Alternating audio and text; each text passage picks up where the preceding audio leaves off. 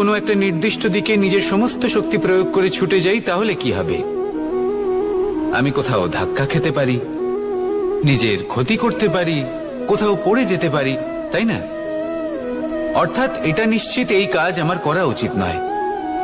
কিন্তু আজকের দিনে প্রত্যেকটা মানুষ এই কাজই করছেন, তাই না?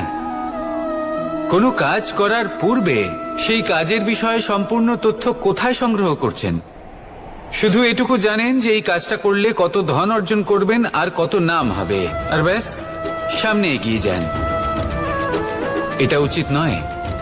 পূর্ণরূপে যে কোনো কাজ করার আগেই সেই কাজের বিশ্লেষণ করে নেওয়া উচিত, তা বুঝে নেওয়া উচিত, এবং সেই বিষয়ে অবশ্যই খেয়াল রাখা উচিত যে আপনার শরীর এবং আপনার মন এই কাজ করার জন্য কি প্রস্তুত